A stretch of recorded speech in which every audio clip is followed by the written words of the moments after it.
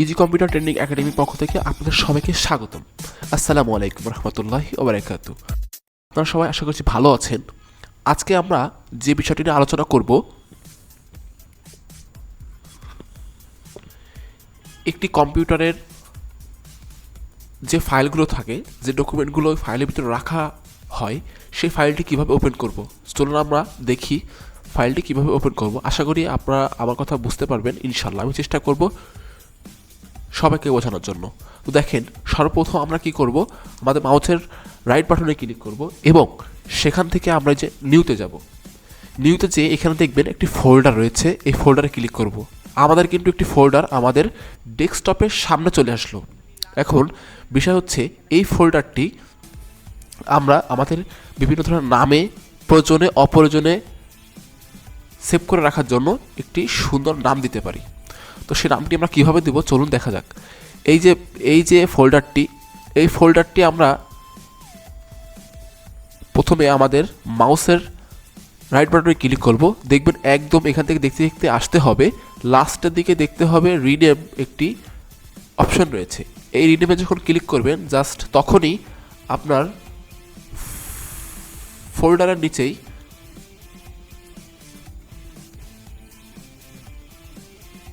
সবুজ হয়ে যাবে বা নীল হয়ে যাবে। তো তখনই আপনি এখান থেকে আমাদের ব্যাক স্পেস দিয়ে ওটাকে ডিলিট করে দিবেন। এখন কথা হচ্ছে, এখানে আপনি আপনার নাম মতো কিছু লিখতে পারেন। আমি এখানে লিখতে পারি মাই। এই মাইতে যদি আমি সেভ করি, এন্টার প্রেস করলে কিন্তু আমার এটা ফাইলটায় নাম সেট হয়ে গেল। তো এখান থেকে আপনি আপনার পছন্দ মতো যে কোনো একটি নাম দিতে পারবেন, যে কোনো একটি টপিক দিতে পারবেন আপনার সুবিধার ক্ষেত্রে। তো এই যে এখান থেকে আমি আপনার রিনেমে যাচ্ছি, এখান থেকে দিলাম আমি আমাদের। এখান থেকে আপনি বাংলা লিখতে পারবেন, ইংরেজিতেও লেখার সুযোগ রয়েছে। তো দেখেন, এখানে যখন আমি আমার সুবিধার ক্ষেত্রে ইন্ডিয়া বা বাংলাদেশ দিলাম,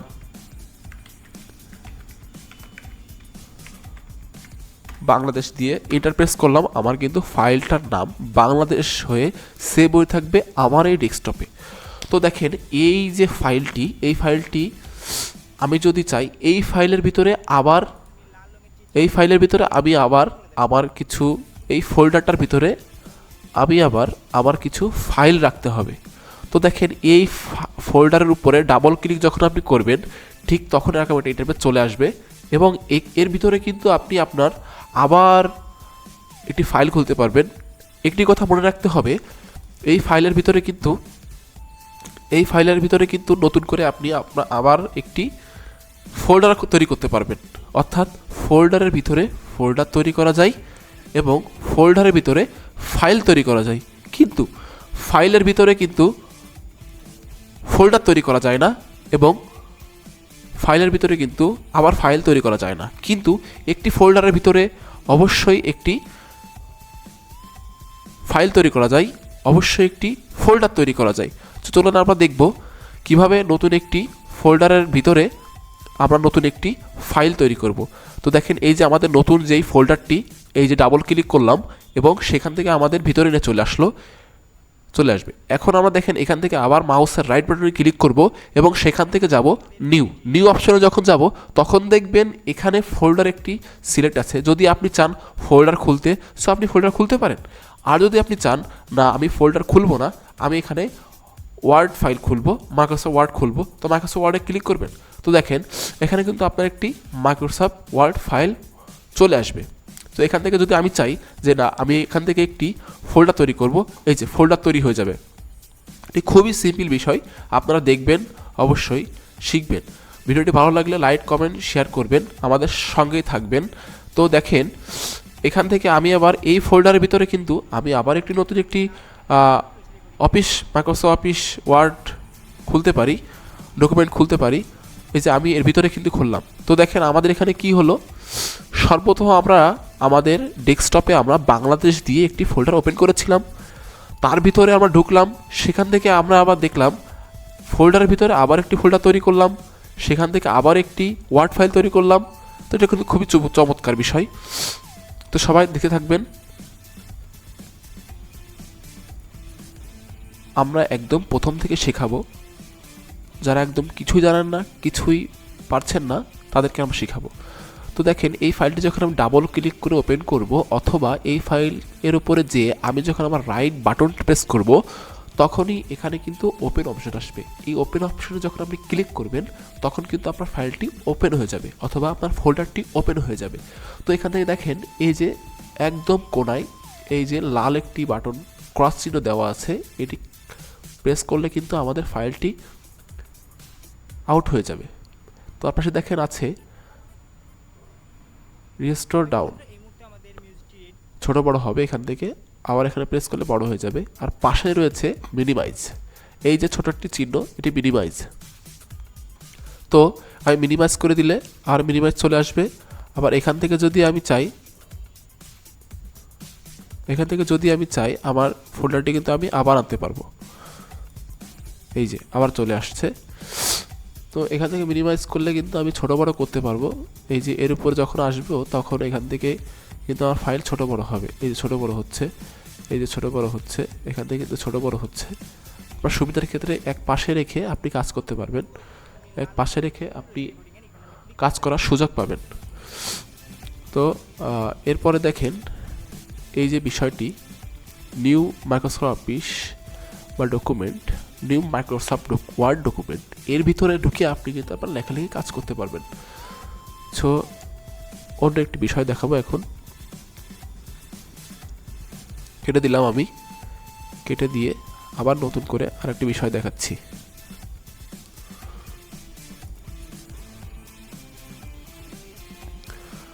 তো দেখেন আমি যদি চাই এখান থেকে আমার এই ফোল্ডারটিকে ডিলিট করে দিতে, আমি মাউসের রাইট বাটন ক্লিক করব এবং সেখান থেকে ডিলিট অপশন রয়েছে। এই ডিলিট অপশনে কিন্তু আমি প্রেস করলেই আমার ফাইলটি ডিলিট হয়ে যাবে। ডিলিট অপশনে ক্লিক করলাম, আমার ফাইলটি ডিলিট হয়ে গেল। তো দেখেন একটি বিষয়, যে এই যে রিসাইকেল বিন, এই রিসাইকেল বিনের কাজ হচ্ছে আমাদের এই ডকুমেন্টগুলো যখন ডিলিট করে দিই আমরা, তখন কিন্তু এই রিসাইকেল বিনে জমা হয়ে থাকে। আমরা ইচ্ছা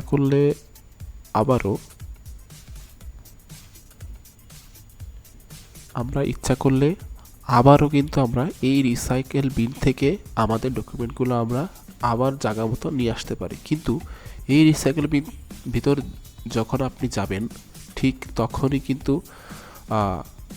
যখন আপনি রিসাইকেল বিনের ভিতরে ঢুকে দেখি আমরা, এখান থেকে যখন আপনি ডিলিট করে দিবেন, তখন কিন্তু এই ফাইল আর আপনি নিয়ে আসতে পারবেন না। তো সেক্ষেত্রে আপনি কি করবেন, কেটে দিলাম। তো সেখান থেকে আপনি এই যে আমাদের যে ফাইলটি এখন ডিলিট করেছি, তো এই ফাইলটি কিন্তু আমরা এই রিসাইকেল বিন থেকে নিয়ে আসতে পারবো,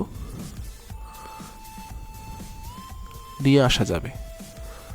তো সেক্ষেত্রে আমাদের কি করতে হবে, সেক্ষেত্রে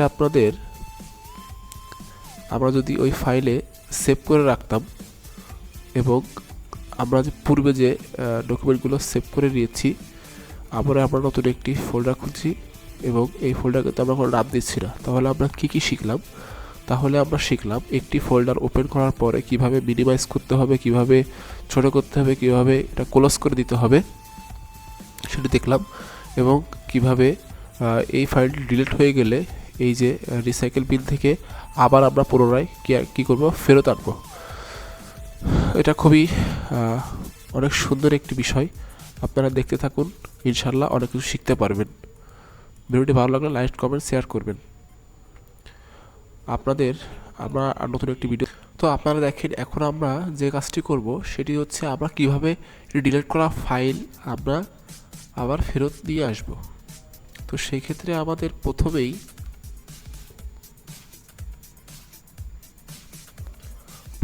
আমাদের একটি ফাইল ক্রিয়েট করতে হবে, এবং সেখান থেকে আমরা নতুন একটা নাম দিচ্ছি, যেমন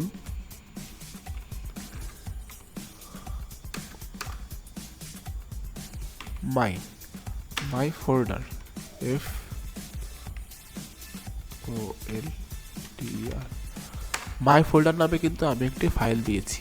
এখন এই ফাইলটির ভিতরে আমি একটি নতুন একটি ওয়ার্ড ফাইল খুলেছি এবং এই ফাইলটি যদি আমি এখান থেকে ডিলিট করে দিই তাহলে এই ফাইলটা আমি কিভাবে ফেরত নিয়ে আসব। দেখেন আমরা যদি এখান থেকে এই যে রিসাইকেল বিনে যাই, এই কোনায় রিসাইকেল বিন রয়েছে, দেখেন আমি যে ফাইলটি ডিলিট করে দিয়েছিলাম সেই ফাইলটি কিন্তু এখানে রয়েছে। এই যে ফাইলটি কিন্তু এখানে রয়েছে। এখানে আপনি আপনার মাউসের রাইট বাটন ক্লিক করবেন, জাস্ট এই যে পাশেই রিস্টোর, এই রিস্টোর যখন আপনি ক্লিক করবেন ঠিক তখনই কিন্তু আপনার ফাইলটি আপনার ডেস্কটপে চলে যাবে। তো চলুন আমরা দেখি একবার। এই রিস্টোরে যখন ক্লিক করলাম, জাস্ট মিনিমাইজ করলাম, এই দেখেন এই যে কি চমৎকার, এই যে আমার সে ফাইলটি চলে এসেছে। এই ফাইলটি ইচ্ছে করলে আমি এখান থেকে আবার ওপেন করতে পারি, আবার ডিলিট করতে পারি, কিন্তু কথা আছে একটি, সেটি হচ্ছে এই রিসাইকেলের বিনের থেকে যদি আমি কোনো ফাইল আবার ডিলিট করে দিই তাহলে কিন্তু আর সেই ফাইলটি ফেরত পাওয়া যাবে না। তো সেক্ষেত্রে ভাবনা চিন্তা করে আমাদের কাজ করতে হবে। তো কেটে দিলাম। তো কি শিখলাম? রিসাইকেল বিন থেকে নতুন করে কোনো ফাইল আবার ব্যাকে আনতে, ফেরত আনতে সেটি, এবং রিসাইকেল বিন থেকে যদি কোনো ফাইল আমরা ডিলিট করে দিই সেই ফাইলটি আমরা আর ফেরত পাবো না। তো খুবই চমৎকার বিষয়, আশা করছি আপনারা বুঝতে পারছেন।